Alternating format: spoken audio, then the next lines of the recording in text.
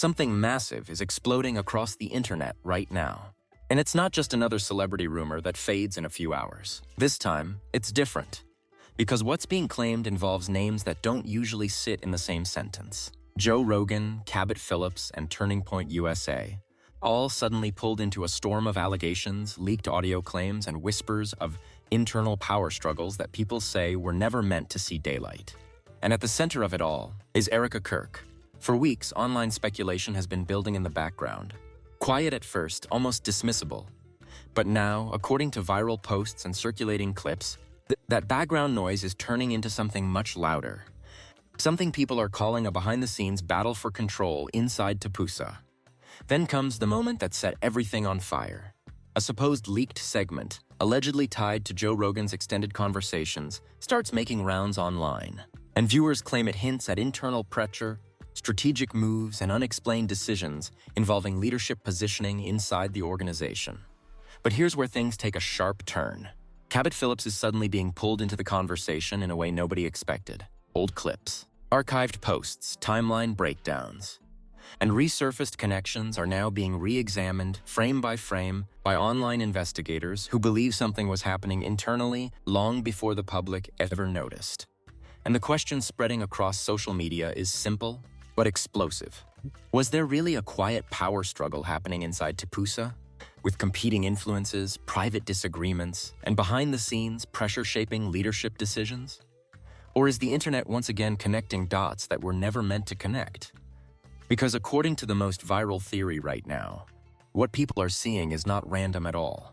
They believe it's a chain of events, carefully hidden in plain sight, only now surfacing because of alleged leaks and resurfaced conversations. And if even part of it turns out to be true, then the real story hasn't even started yet. Because what happens next reportedly changes everything about how this entire situation is understood, and why certain names are suddenly being discussed together in the first place. And trust me, once you hear the first breakdown, you'll understand why the internet is refusing to drop this story right now. Over the past few years, Turning Point USA has built itself into one of the most influential political youth movements in America. A media-driven machine powered by campus events, viral speeches, and strong ideological branding. It has always operated under the spotlight, but rarely under this kind of scrutiny. Because what is happening now feels different. For the first time, instead of focusing on public speeches and political messaging, the online conversation has shifted inward toward the people behind the organization. The staff, the influencers, the longtime associates, and the carefully curated public faces that help build the brand from the ground up. And at the center of this growing storm is a name that has been repeatedly resurfacing across online discussions: Erika. For years, Erika was widely presented in public narratives as someone deeply aligned with a disciplined, value-driven lifestyle. Her image was often tied to themes of faith, structure, and traditional principles. Supporters viewed her as someone who embodied consistency, someone whose personal life and public message appeared tightly aligned. But in the age of social media, no narrative stays fixed forever. Old clips began resurfacing. Archived interviews started circulating again, and fragmented moments from past appearances were suddenly being watched under a completely different lens. At first it was minor, a comment here, a podcast moment there, a short clip reposted without context. But over time, those fragments started forming something larger in the eyes of online commentators, a puzzle people believe they are still trying to assemble. Then came the shift in tone. Instead of casual discussion, threads began appearing across platforms, suggesting that there might have been more complexity behind the public image than previously understood. Some users began comparing timelines. Others started revisiting past relationships mentioned in older discussions. And a growing number of people began questioning whether the public version of events told the full story. Nothing was confirmed, nothing was proven, but the speculation continued to spread because of one key factor: repetition. The more people talked about it, the more it spread. And the more it spread, the more it seemed to gain weight in online spaces. At the same time, Cabot Phillips, another name connected to the broader Turning Point ecosystem, started reappearing in discussions that had nothing to do with his current public role. Older posts, archived appearances, and past associations began circulating again, this time reinterpreted through the lens of current speculation. In normal circumstances, this kind of resurfacing would fade quickly. Internet users move fast, trends disappear faster than they appear, but this time something kept the conversation alive. Short clips began circulating, suggesting overlapping timelines between individuals now being discussed together in viral posts. Commentators on social media started drawing informal connections between events that, on their own, seemed unrelated.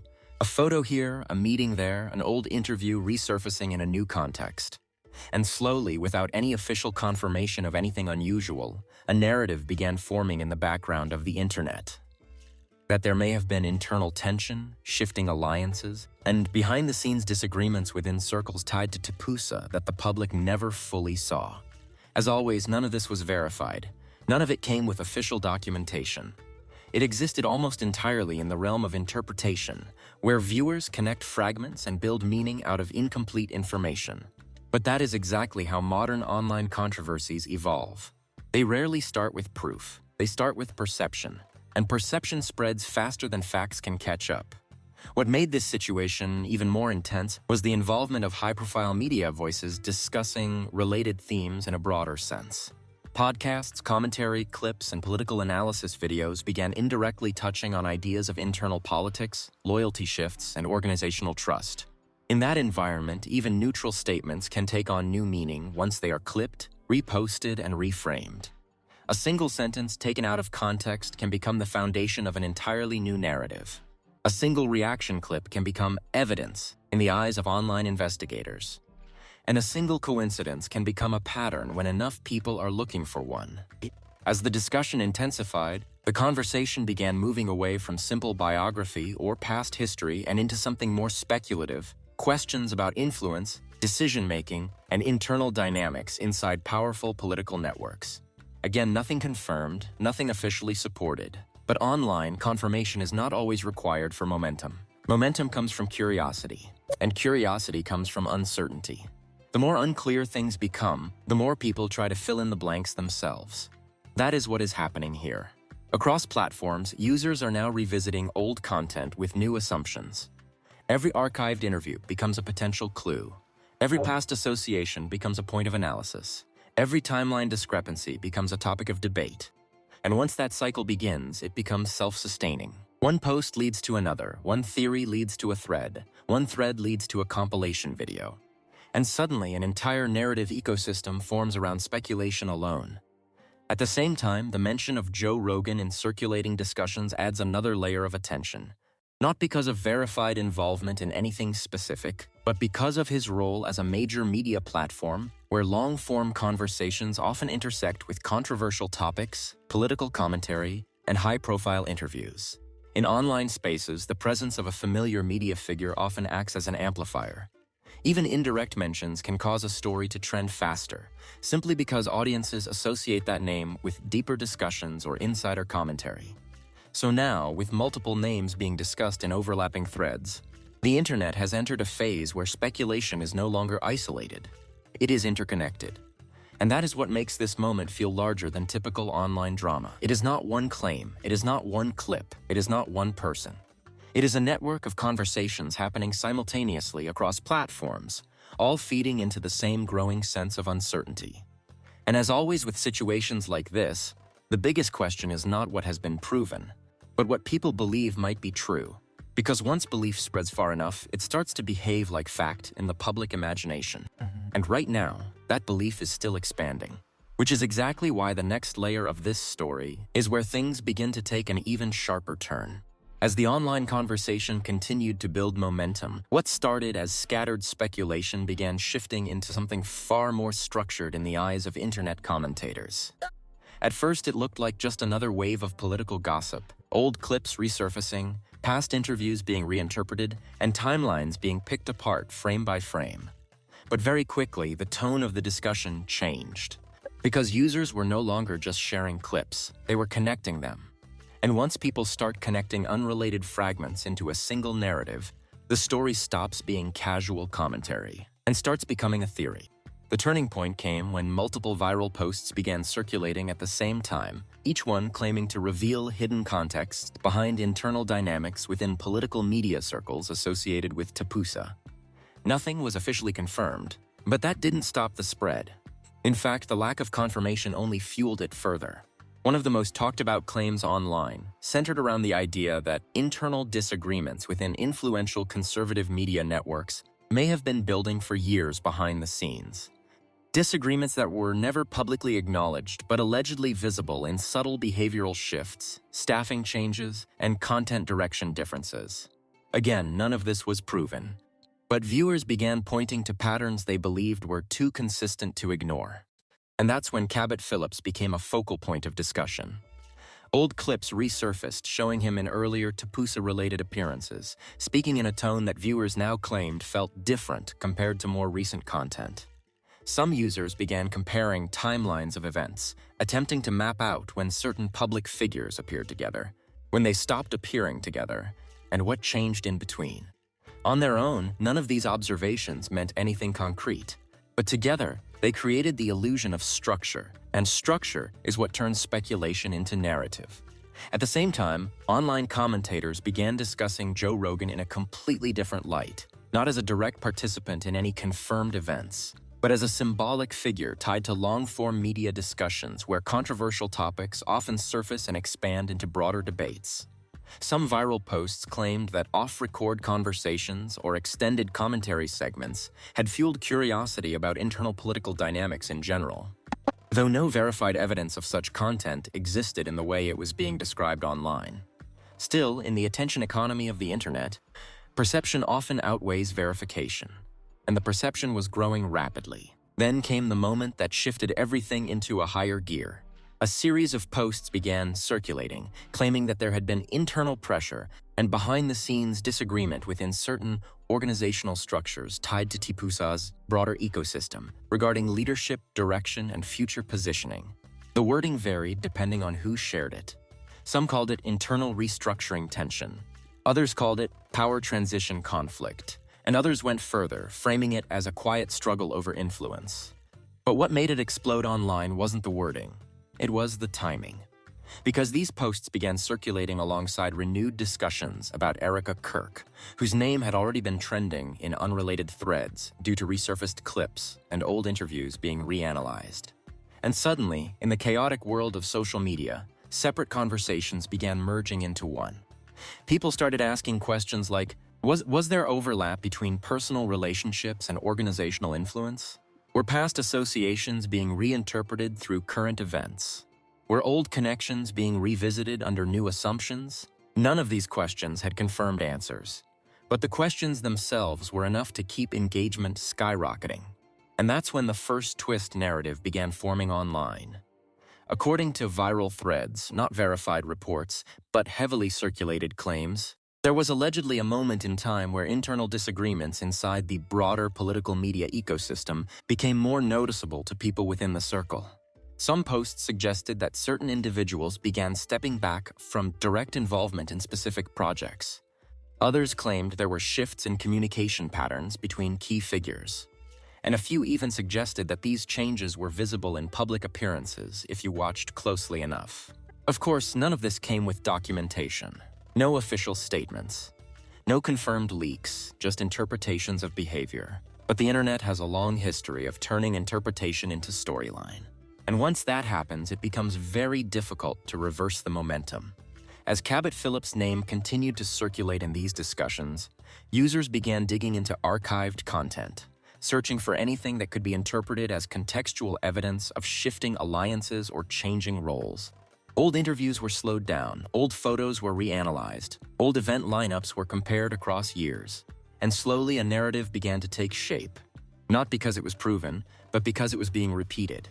At the same time, Erika remained a central point of discussion in unrelated but overlapping threads, as viewers debated past statements, lifestyle portrayals, and public image consistency. Some users argued that public figures often evolve over time, and that resurfaced content is often taken out of context when viewed years later. Others insisted that inconsistencies, whether real or perceived, always deserve scrutiny when public influence is involved. And that tension between interpretation and skepticism became the fuel that kept the entire conversation alive. But the real escalation came when a new wave of posts began claiming that internal disagreements were not just professional, but ideological and strategic.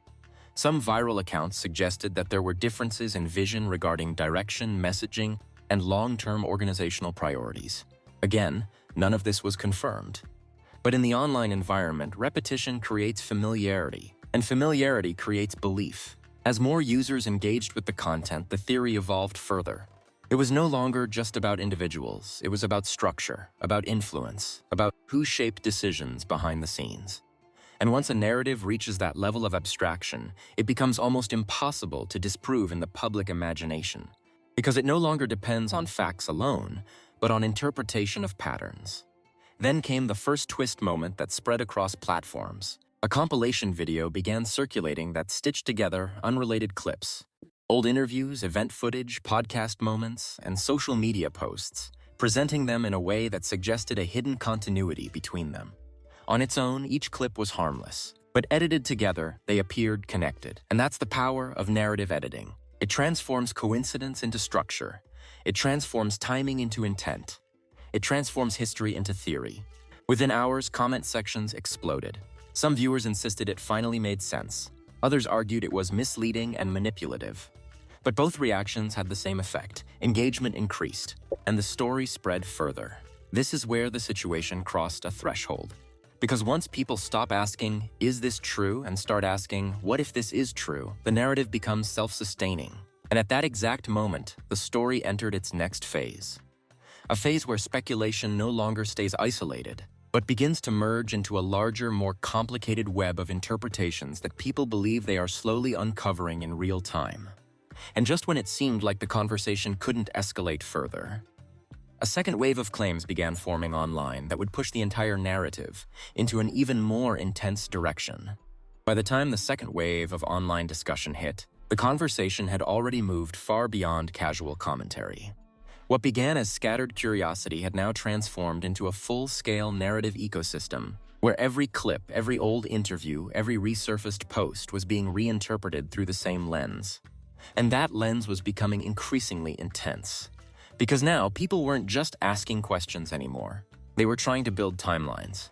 And once a timeline becomes the focus, everything starts to feel connected, even things that may have no real connection at all. The escalation began when a new set of viral threads started circulating across multiple platforms almost simultaneously.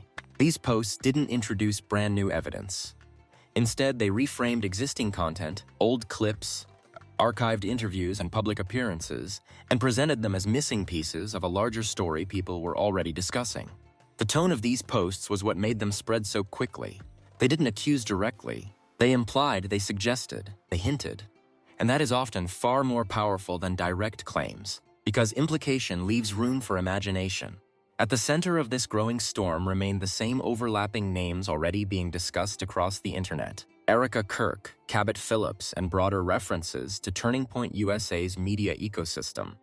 But now the narrative was shifting again, because users began claiming that what they were seeing wasn't just a collection of unrelated resurfaced clips, but what they believed to be a pattern of evolving public roles and shifting internal dynamics over time.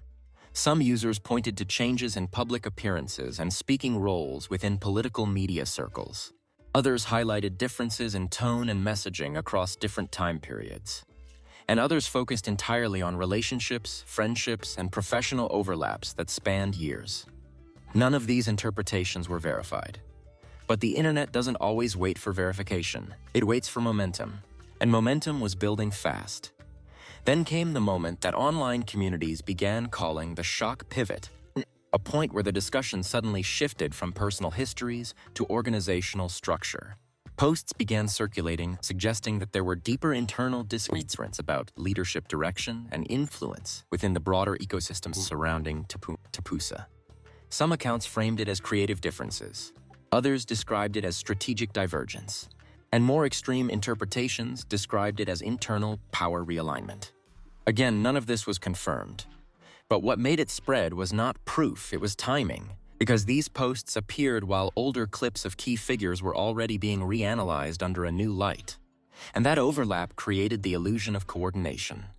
One of the most widely shared compilation videos during this phase stitched together unrelated moments from different years: public speeches, podcast segments, interviews, and social media posts. Individually, each moment made perfect sense, but when edited together with dramatic pacing and music, it created an entirely different emotional experience. Viewers began commenting that they were seeing things differently now. Others said they never noticed these connections before, and that is where perception begins to override context. At the same time, Cabot Phillips' name was being pulled deeper into discussion threads, not because of any confirmed new information, but because users were revisiting older content and attempting to map out his public presence over time. Some claimed they noticed shifts in his visibility within certain events. Others pointed to changes in association patterns within archived appearances, and others focused on timing coincidences between different public moments. On their own, none of these observations were significant, but online, significance is often created collectively. The more people repeat an idea, the more weight it appears to carry. And once enough repetition occurs, even uncertainty starts to feel like evidence. Meanwhile, Erika remained one of the central focal points in parallel discussions, where users debated resurfaced interviews and past statements that were being reanalyzed through a completely different perspective than when they originally aired. Some viewers argued that public figures evolve naturally over time, and that older content should not be used to construct modern narratives. Others insisted that inconsistencies, whether real or perceived, always deserve scrutiny when public influence is involved. This tension between skepticism and defense created a perfect environment for escalation, because conflict drives engagement, and engagement drives visibility, and visibility drives further speculation. Then came what many online commentators called the second shockwave. A new series of posts began circulating suggesting that certain individuals within the broader media and political ecosystem may have been positioned differently over time within organizational structures. The wording was vague, but intentionally so. It allowed viewers to interpret meaning based on their own assumptions. Some interpreted it as career progression commentary. Others interpreted it as something more strategic or coordinated. And once again, ambiguity fueled expansion of the theory. At this stage, the narrative had completely detached from any single event. Instead, it had become a framework, one that people were using to reinterpret unrelated pieces of information. And that is where the shocking reveal moment emerged online. A heavily edited compilation video began trending, allegedly summarizing everything people had missed. It included old interview clips taken out of chronological order, reaction shots from different years stitched together, podcast segments presented without full context, social media posts displayed side by side as if they were connected in real time.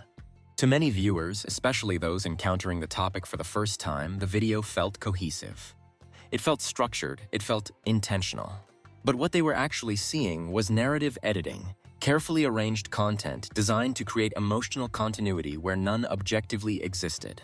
Still, the impact was immediate. Comment sections exploded. Viewers debated intensely. Some claimed the pattern was obvious now. Others called it misleading and manipulative.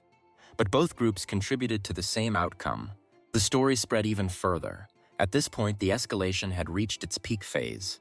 Because the narrative was no longer dependent on new information. It was self-sustaining. Every reaction created more discussion.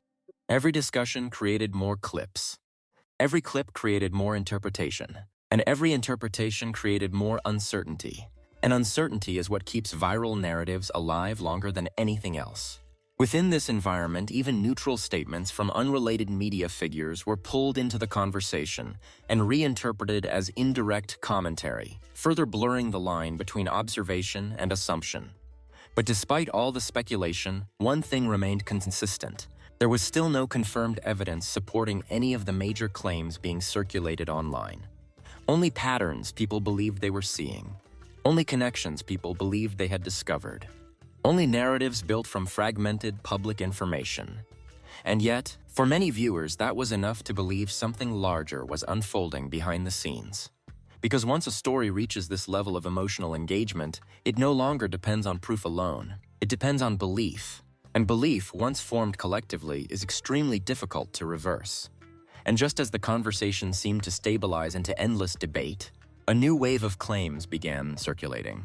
This time focusing not on past content, but on alleged internal reactions and shifting alliances within the same broader ecosystem. And that development would push the entire narrative into its most controversial phase yet.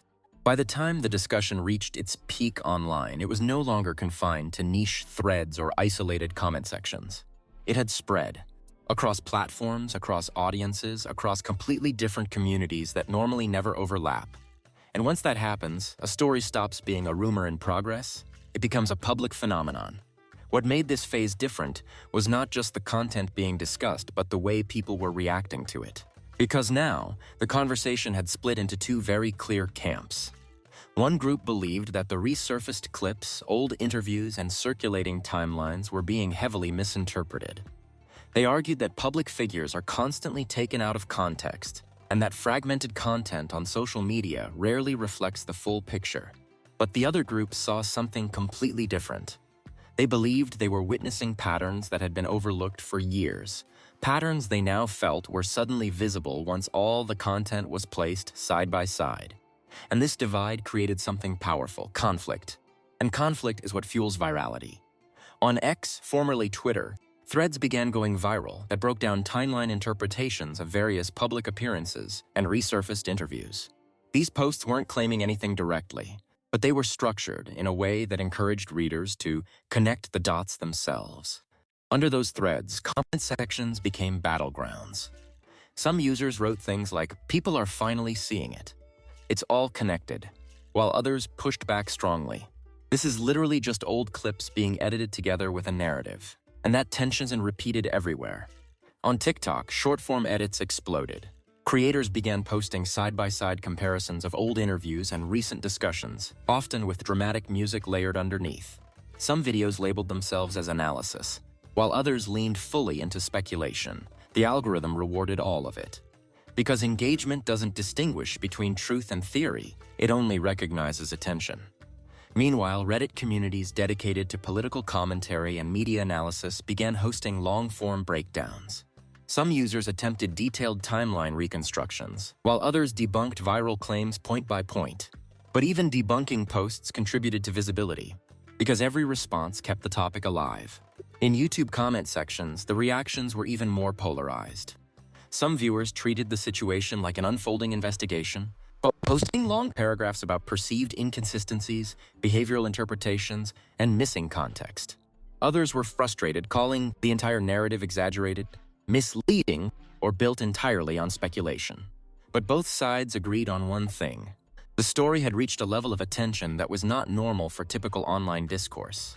Even creators who were not directly involved in the topic began referencing it indirectly in live streams and commentary videos, often framing it as an example of how quickly online narratives can evolve. And that's when industry-adjacent reactions began appearing.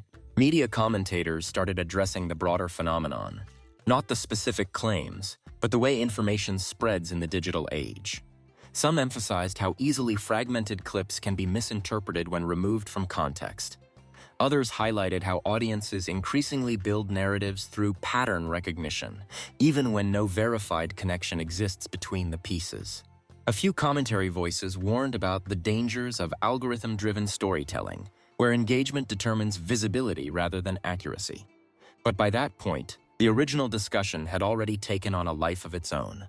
Because once a narrative becomes emotionally charged, fact-checking no longer fully dissolves it. It only adds more layers to the debate. On one side, supporters of the individuals being discussed expressed frustration, arguing that public figures were being unfairly analyzed through selective editing and assumption-driven conclusions. They pointed out that old interviews are often awkward, inconsistent, or misunderstood when taken out of their original context. On the other side, skeptical viewers insisted that the repetition of certain patterns across years of content was too noticeable to ignore, even if individual pieces alone were not conclusive. And so the divide deepened. What made this phase particularly intense was how personal it became for many viewers. People weren't just discussing public figures anymore. They were arguing about interpretation itself, about whether patterns are real or imagined, about whether coincidence still holds weight in the age of endless digital archives. And as that debate unfolded, the algorithm kept amplifying the most emotionally charged content. Not the most accurate, not the most balanced, but the most engaging.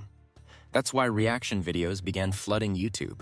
Creators broke down clips frame by frame, paused at facial expressions, analyzed tone shifts, and speculated about meaning behind pauses and phrasing. Even neutral analysis often leaned into dramatic framing because that's what retained viewers, and retention drives recommendations. Recommendations drive reach, and reach drives narrative expansion. Meanwhile, casual audiences who had never followed the topic before started encountering it through suggested videos, trending hashtags, and algorithmic recommendations. Many of them entered the conversation without background context. And when people enter a complex narrative at the middle instead of the beginning, they tend to interpret it differently. That's how new layers of misunderstanding form. At the same time, meme culture began shaping the discussion in unexpected ways. Edited images, sarcastic commentary posts, and exaggerated summaries of the situation spread widely, often blurring the line between satire and belief. Some users shared content joking about internet detective work gone too far. Others shared posts treating the same material as serious evidence. And that overlap created confusion even among casual observers. Because when irony and seriousness circulate together, they become indistinguishable at scale. By the end of this phase, the story was no longer just about specific individuals or alleged events. It had become something larger, a case study in how online narratives evolve, how perception becomes fragmented, how interpretation replaces verification, and how collective attention can transform scattered content into a unified storyline, whether or not that storyline reflects reality. And just as the debate seemed to reach saturation point, a new layer of discussion began forming online, one that didn't focus on past clips anymore, but on what people believed might happen next. And that shift would push the entire conversation toward its most uncertain and controversial phase yet. The internet thought it had already seen the worst of it. For days, the conversation had been spiraling through clips, screenshots, anonymous insider posts, and long threads dissecting every frame like it held a hidden code. People argued non-stop, convinced that somewhere inside all the noise was a clean, undeniable truth waiting to be uncovered. But then something happened that nobody expected. A new clip surfaced. At first, it looked ordinary. Low quality, slightly grainy, the kind of footage people usually scroll past without a second thought. It was allegedly recorded during a private internal meeting. The kind that's never supposed to leave the room. The audio was broken in places, voices overlapping, sentences cutting in and out like pieces of a puzzle dropped on the floor. But one part of it was crystal clear. A voice, calm, controlled, almost rehearsed, was heard saying, "This was never supposed to become public." The transition was already planned. The moment those words hit the internet, everything changed. Within minutes, people began breaking the clip apart frame by frame. Some swore the voice matched a known figure in the political media space. Others insisted it was edited, manipulated, or completely fabricated. But none of that mattered anymore because the idea had already taken hold. Planned transition. Those two words were enough to ignite a second wave of chaos online. Suddenly, every earlier rumor was being reinterpreted. Every old clip was rewatched. Every past interview was being scanned for hidden meaning. People started claiming that what they had assumed was random drama was actually part of a much larger internal restructuring process that had been unfolding quietly in the background for months. And then came the second shock. A supposed internal memo leaked shortly after the clip spread. It wasn't verified. Nobody could confirm its origin. But it contained something that made people stop scrolling entirely. It outlined leadership changes. It mentioned strategic positioning. And it referenced pre-approved narrative alignment. That last phrase set off a storm. Because suddenly the conversation was no longer just about disagreements or speculation. It was about control. About who gets positioned where. About who is allowed to speak, represent, or step forward when major shifts happen behind the scenes. And that's when the theories escalated again. Some users began claiming that what they were witnessing wasn't chaos at all, but coordination. That every leak, every argument, every public reaction might actually be part of a controlled information cycle designed to shape perception before official announcements were made. Others pushed back hard, calling the entire situation a textbook example of internet overreach, where fragmented information gets stitched into a story that feels real only because people desperately want it to be. But neither side could fully shut the conversation down, because another detail emerged. In older live stream footage, people noticed something strange: brief comments, half-finished statements, moments where speakers seemed to hint at changes coming, or internal restructuring, without ever fully explaining what they meant. At the time, nobody paid attention. Now, those same moments were being replayed like evidence, and the more they were analyzed, the more unsettling they became. Still, nothing compared to what dropped next. A final anonymous post appeared late at night on a small forum account that had never posted before. No history, no identity. Just a single message. You're looking at the aftermath, not the beginning. Attached was a time-stamped image showing a blurred meeting room whiteboard. Most of it was unreadable, but one phrase in the corner was partially visible. Phase 3, public realignment. That was it. No explanation, no context, nothing else.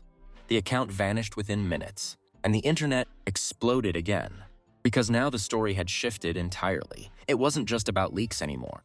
It wasn't even about who said what or which clip was real. It had become something else. Something bigger, more abstract, more unsettling. A narrative without a confirmed origin. A timeline without a verified beginning. A story where every new reveal only created more questions instead of answers. And right as the discussion reached its peak, right when people thought the next piece of evidence would finally clarify everything, another development hit. A major public figure referenced the situation indirectly during a live appearance. No names were mentioned, no direct confirmations were made. But the phrasing was enough for viewers to immediately connect the dots in their own minds. I can't comment on internal matters, but not everything circulating online reflects reality. That single sentence split the audience instantly. Some saw it as a denial. Others saw it as confirmation disguised as restraint. And in that moment, the uncertainty became the most powerful part of the entire story. Because now nobody could agree on what was real anymore. And that's where things were left. No closure, no resolution. Just fragments of claims, half-visible evidence, and a growing audience convinced that something far larger is still unfolding behind the scenes. And as the final frame of the latest clip fades out, one last line appears on screen. Typed, not spoken. This isn't the leak, this is the signal. And then everything cuts to black. And that's where the situation sits right now. Still unfolding, still unresolved, and still splitting the internet right down the middle. Some people are convinced we're watching a carefully controlled narrative slowly revealing itself piece by piece.